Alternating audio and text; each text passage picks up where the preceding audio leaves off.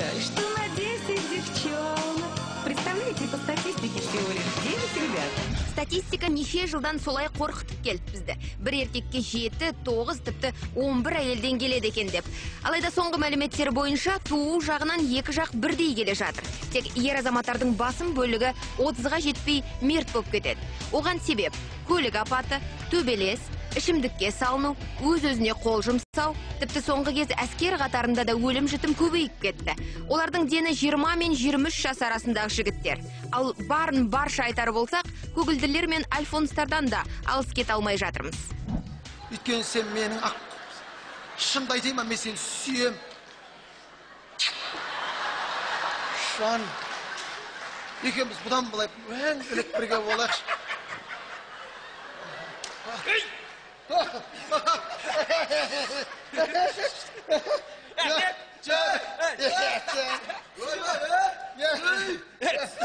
Я вам не помешала? Соңғы шулатқаны сол еді. Әнші қыз Әсел Садуақасованы өзіне ғашық етіп, екі пәтерін өз атына аударып алған алаяқ жігіттің жыры. Бірақ не сәт құтқан қаламыз? Ол өмірде бар нәрсе бола береді. Қазіргі жезөкшелікке таңғалмайтын сияқты жігіттердің де сол жерден таңғалу керек жоқ шығар оған. Бірақ бүгінгі әңгіме ол турасында емес. Бар қазақта мәрт жігіттер. Және жүрегінің жартысын әлі іздеп жүрген бойдақтар да жетерлік. Әңгіме сол жайында.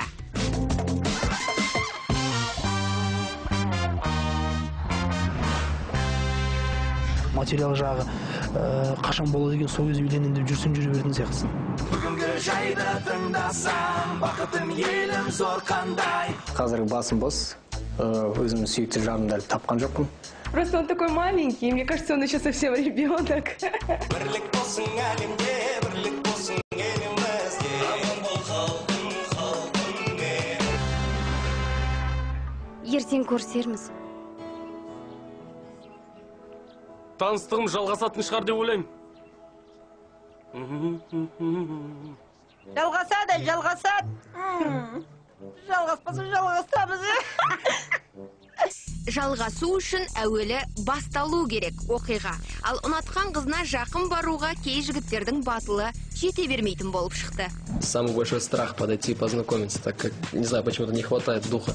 Әли Оқапов бүгінде сұранысқа ие бойдақтардың тізімінде бірінші болып тұр. Тіпті Баян Есентаеваның өзі Роза Рымбаевамен құда болуға кетер емес.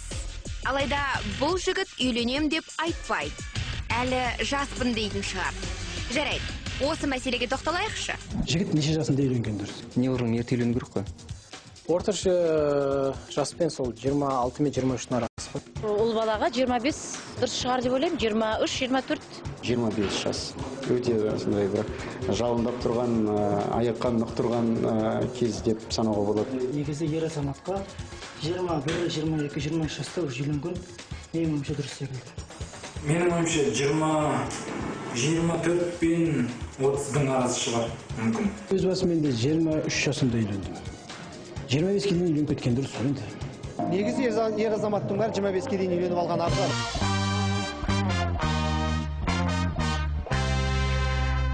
Махаббаттың тұңғыш жыры тіл қатпау, тіл қаталмай қыз соңында бұлғақтау. Қадыр ағамыз жазғандай.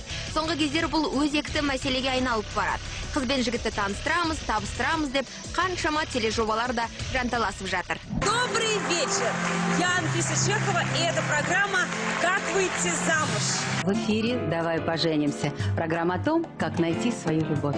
Жай ғана шоу ма, әлде расында жалғызсыраған жүректер бір-бірімен табысып жатыр ма? Оны қайдам? Әзірге нақты факт, отбасын құрмай карьера қуып жүрген жастар жетіп артылады. Олардың санын азайтпақ болған азаматтар салық мәселесін көтерген еді. Болмаса бір зарплатының 5000 алып қалса, жаңа еркек адам ойланады. Не уж мен 5000 зарплатымды алып қал. Мен үйленбегенім үшін, бала асырамаған үшін. Сол кезде қабақ шытқан Сабельянов. Енді олардың алып отырған азын-аулақ ақшасын алып, енді бойдақ салығын ұстайтын болсақ, мен ойлаймын, бұл дұрыс болмайтын шығар деп. Сондықтан да мен бұндай бойдақ салығына қарсымын. Әлі де ол мәселеге оң рай танытпайтынын айтты. Бойдақтар салығын салып, біз ол жастарды үйлендіре алмаймыз. Олардың жағдайын дұрыстай алмаймыз. немесе ол ана бойдақтар салығынан салық жинап бюджетті біз толықтыра алмаймыз. Сіз де өзімде төледім дедіңіз. Бойдақтар салығын мен де төлегем кезінде. Өйткені мен 31 жасында үйлендім де. Біздің жаршыбайлар, енді сіздердің мына ең алғашқы семьялық үкіметтеріміз неке туралы мемлекеттік куәлікті тапсыруға рұқсат етіңіздер. Тәуелсіздік алған кезде ол бойдақтар салығы алынып тасталды. Ол ер адамдарға 25 жастан жас аралығында, ал әйел адамдарға 25 пен 45 аралығында үйленбеген баласы жоқ азаматтарға салынған салық болатын.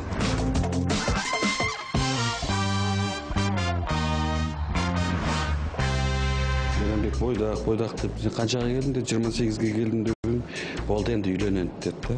Әркім өз жұмысын істеп жатыр, Мирболат дайындықта, мен съемкадамын. Шашылдыңыз, қандай сұлусыз, қырдың өніңдей, қол қорып тұрсыз. Жөні түзу еркек қыдыру керек. Міндетті түрде. Жалаң аяқ жарысқан бала кезімді. Сынды. Вау! Сынды. Науың жігітті. Әкеш қолды. Молодец. Қызды сындыру проблема емес. Тек одан әрі тағдырларын біріктіру, отбасын құру, үлкен жауапкершілікті талап ететін іс. Жасым осы 24-ке келген кезде, осы көктемде үйленем құдай қаласа. 30-ға жүремін деп ойламаймын. Мен өзім мысалы, өзім 26-та үйленем. Уақыт келген жоқ әлі, жаспын. В дальнейшем уже есть такие серьезные планы, есть уже девушка, в принципе. Ну, пока хотелось бы на ноги подняться. Менің көп замандастарым сөйтіп айтады. Мен үйлену үшін, мен баспанам болмайынша мен үйленбеймін. Көлігім болмайынша мен үйленбеймін деген әңгімені айтатын қасы. Сол дұрыс па мысалы қазір? Екі жас бір-бірін тауып жатса, неге үйленбеске? Үй жоқ. Мәселе ол үйде емес. Ол дұрыс та шығар мүмкін жаңағы машина, ең басында машина болу керек, үй болу керек, одан кейін үйлену керек. Өзім мынандай сөз бар, бір досым айтып еді маған. Жоқшылық есіктен сығалағанда махаббат форчуктен ұшып кетеді дейді. Материал жағы қашан болады деген сол кезде үйленем деп жүрсең жүре беретін сияқтысың. Өзінің мүмкіндігіне қарау керек. Ол жаңағы ертең үйленген әйелін асыра ала ма, немесе бала шағасын асырай ала ма? Тұратын немесе пәтері, немесе мүлігі бар ма? Мне кажется, надо немножко в этом вопросе отнестись поответственнее, чтобы у тебя уже была какая-то материальная база. Бір күні болмаса бір күні мысалы анаған ақша жоқ, квартираға төлейтін ақша. Ол енді материалдық жағдайға қарай беретін болсақ, онда ары қарай да жүре беруге болады. Баспанасыз, көліксіз жүріп те үйленген бізде бес қалатындар жетерлік. Үйленгенге дейін ештеңе болған жоқ, үйленгеннен кейін барлығы болды. Көлікте болды, машина, үйде болды. Мен ешқандай қаражатым болған жоқ. Біз кей кезде жарысып кетеміз. Той жасасақ та жарысып кетеміз. Іс-шара ұйымдастырсақ та жарысып кетеміз. Біреуден асу керек. Өзімізді өзіміз көрсетуіміз керек. Менің ойымша олай болмау керек жалпы. Сіз үйленгенде тойыңыз қалай өтті? Біз өзіміз ұйымдастырдық тойымызды. Қарапайым түрде өтті.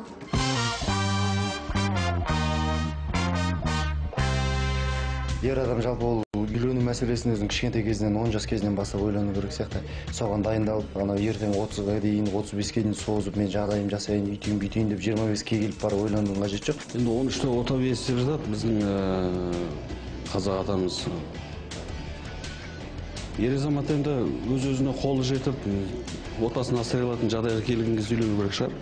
Кезінде аталарымыздың енді апаларымыз айтып отырады, 13 жасымда келдім, 15 жасымда келдім деп. Шындығында қазір енді 13 жасар қыз тұрмақ, өзімнің үйдегі 15-те қызымның өзіммен үйдің отбасының иесі ретінде қабылдай алмаймын. Шындығында ол біз үшін бала сияқты. Баяғыда айтып еді маған Тұңғышбай Жаманқұлов. Мейрамбек бойдақ деп, қаншаға келдім де 28-ге келдім деп, болды енді үйленеді деді. Көп жүре берген жігітке жараспайды деді. Сондықтан да осы 30-ға дейін үйленіп кеткен дұрыс шығар. Мейрамбекке талай қыз тамсанатын. Сол қыздардың махаббатын, сүйіспеншілігін жоғалтып алам деп қорықпады бұл жігіт ағасы. Бір күні үйленді де, онысын жасырмады көпшіліктен. Арман, адастырмай мені қоя тұр жалған. Ал Қайрат болса қорқады шамасы. Жоғалтып алам деп фанат қыздарын. Әйтпесе айтар еді ғой. Жарайды. Өмір бойы бойдақ боп қалғысы келетін шығар. Баланың иллюзиясына шектеу қоймайық.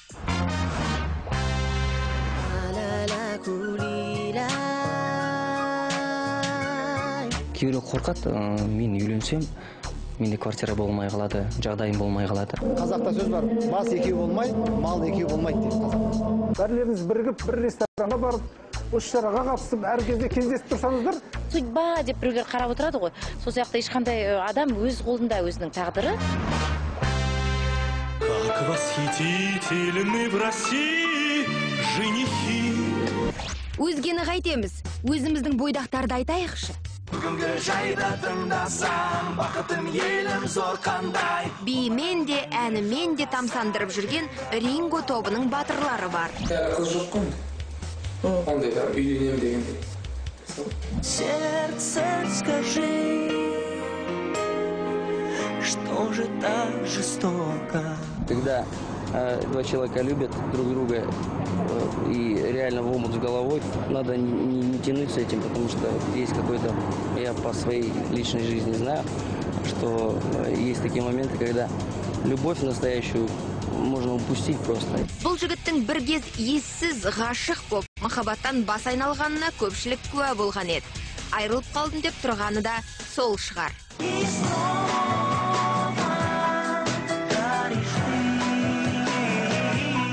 Я свою личную жизнь не обсуждаю. Мне много раз задавали такие вопросы.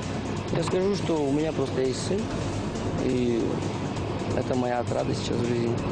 Вот так.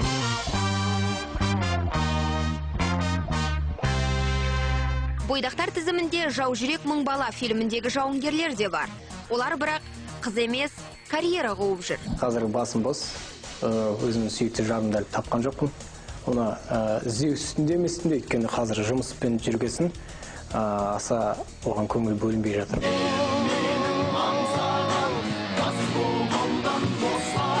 Таза қазақи болмысымен жарқ етіп шыққан Алашұлы тобында үйленбеген бір жігіт қалды. Жеке өмірдің аты жеке өмір ғой.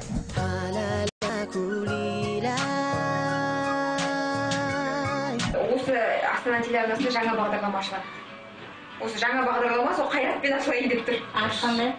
Ел аузында деп айтылады. Иә, Қайраттың есімі ыстық бізге. Бейпіл сөзден қорғап қаламыз деп тентегілді бір жан ұшыра жанталасқанымыз бартын. Үлкен ұлда үйі бар ма? Үйленген. Қайрат екен ғой тек үйленген. Білмеймін, уәде соншасы үйленуге жүрген. Өзім пландап Енді қандай болатын, қай уақытта үйленетін, қашан? уақыт көрсетеді.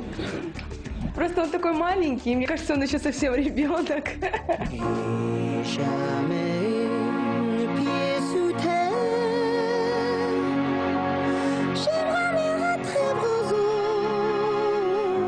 Біздің ақпаратқа сенсеңіздер, Қайраттың да жүрегі бос болу керек. Мне очень нравится Айкын. Вот. Мне нравится его энергетика, да, но он женат.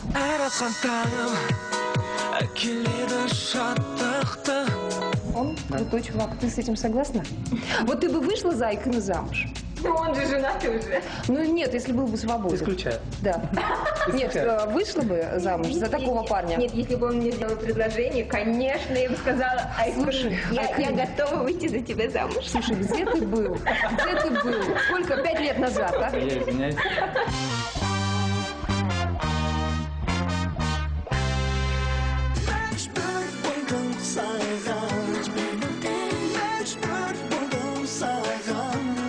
Еркін Мәулен жаңағы қыз құмар екен дейді да, қыздарға жаңағы көп танысады екен деген сияқты. Мен айтамдай, жарайды, хорошо, мен сіздер көрсеткен бір қызға мен үйлене салайын, ол менің көңілімнен шықпаса, мен сонымен сонда ажыраса салуым керек па деймін да. Күнде звондаймын, мама қалыңыз қалай десем, жақсы рахмет, қыз таптың ба, үйлендің ба, қашан үйленесің? Заман тобындағы Әсет әлі неке жүзігінсіз жүр. Бірлік болсын әлемде, бірлік болсын елімізде. Аман бол халқым менің. Халқының амандығын тілеп жүрген мына жігітте бойдақтардың тізімінде. Елбасының даусымен сөйлейтін Ерлан да. Қадірлі отандастар, Астана телеарнасында ел аузында бағдарламасын әр сенбі өткізіп алмаңыздар. Домаланып жүрген актер жігіт Достаев Марат та. Мен ойымша, мен Шымкенттің қызын алайын шығарым деп ойлаймын, білмеймін неге екен. Ой, жігіт жоқ дейміз, осылай тізе берсең көп екен бойдақтар. Тіпті күні кеше жеңіс әкеліп қуантқан Астана Арланстың да құрамында бойдақ көп.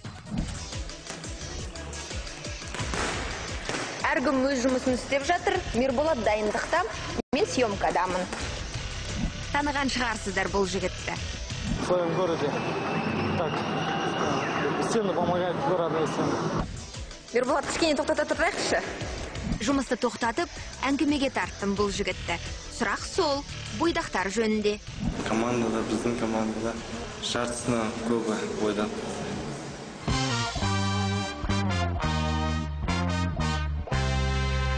Астана Арланс жеңіске жетті. Енді қазір телефон соғатын қыздар көп шығар. Жоқ, көп емес. Неге? Номерімді білмейтін нәрсе. Номеріңізді айтайық па? Мирболаттың номері. Бірақ Мирболаттың жүрегі бос емес. Мықты жігітпен отырып, біраз сырластық. Сен мысалы, жаңағы сүйіктіңе қандай мысалы сыйлықтар жасайсың? Бірде-бір гүл алып бермеймін.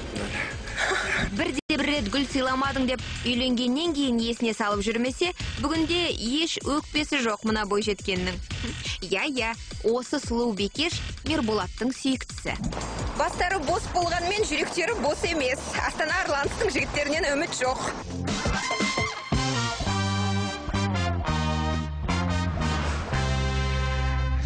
Өтірік болады ғой, егер дейтін, анау жоқ, менде анау жоқ деп айтатын болса, ол өтірік болады. Жігіттің қалауымен өзінің жаны сүйсініп қалаған адамына үйлену керек деп ойлаймын. Болашақ келіншегім ішпесе де екен, шекпесе екен. Көбінесе соған акцент беремін.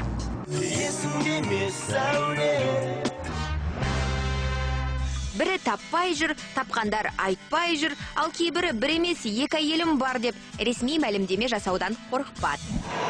Мұхтархан Дилдабеков из Казахстана. Мұхтархан мырза дүрілдетіп той жасады. Екінші рет.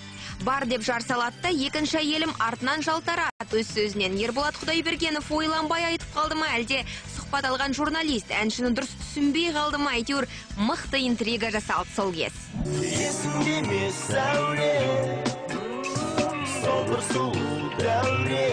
Бұл жігіттердің де қос-қостан нақ сүйерлері бар дейді. Ел аузында жүрген әңгіме. Сәрсенбайдың қатын бүйтіп ағаштың артына барып тыл қарап тұрмаймын, сөйтсе, екеуі тоғайға кіріп дейді. Мұғалима қызбен ба? Иә, тоғайдың ішіне кіргенмен қоймай, өзеннің ар жағына өтіп кетіпті дейді ғой. Қойш! Сәрсенбайдың қатын айтып келді ғой маған. Иә? Түріне қарасаң, әдемі қыз ғой. Енді әдем болса не? Тоғайдың ішіне кірмеу керек па не? Осылай ел аралап жүрген сыпсың сөз бе? Өтірік болады ғой, егер дейтін, анау жоқ, менде анау жоқ деп айтатын болса, ол өтірік болады. Ол любой еркектің екінші әйелі бар. Бірнеше жыл сахнадан көрінбей кеткен Нұрлан мырза ашып айтты. Басып айтты. Онымен сізде екі әйел бар. Неге екеу? Сізде нешеу? Құдайға шүкір жетеді дегенсіге. Тоқтай тұрыңыз, сізде анық біреу емес. Сонымен, екеу де емес болып тұр ғой. Жоқ. Үшеу? Ол да үшеу де емес. Төртеу? Білмеймін, мен денсаулығыма қаншасы деп ойлайсың.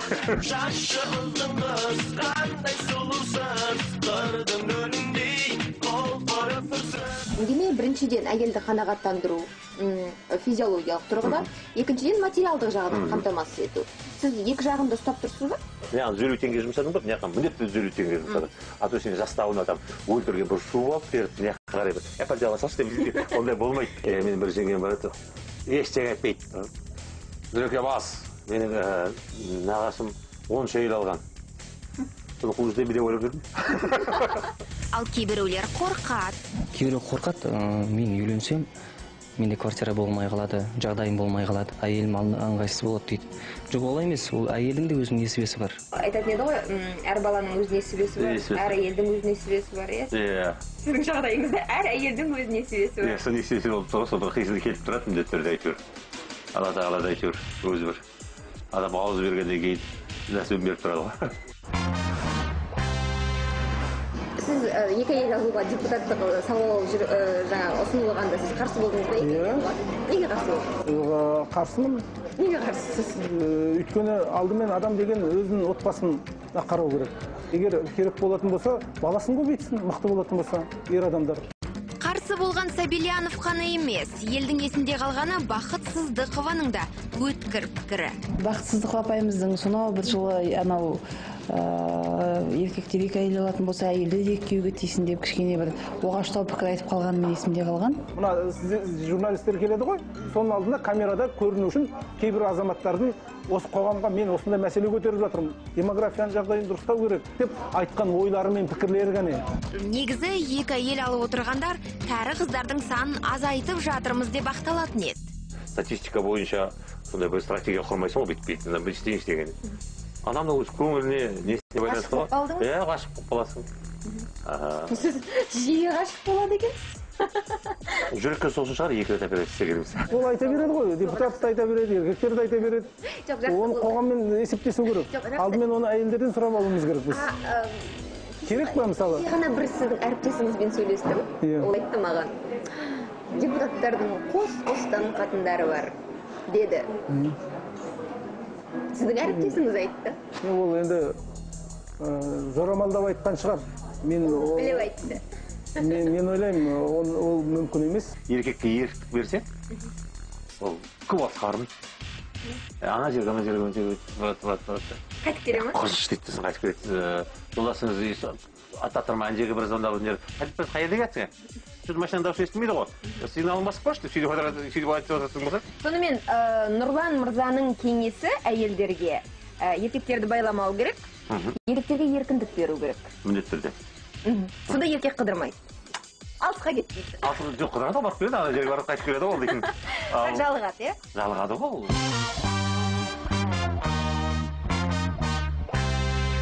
Сәлем, сұлу қыз. Сәлеметсің. Қалыңыз қалай? Жақсы. Ана жүрісті қара. Отырыңыз, жеткізіп тастайын. Жоқ, рахмет. Сылмаңыз, отырыңыз. Рахмет сен. Отырыңыз енді. Жарайды.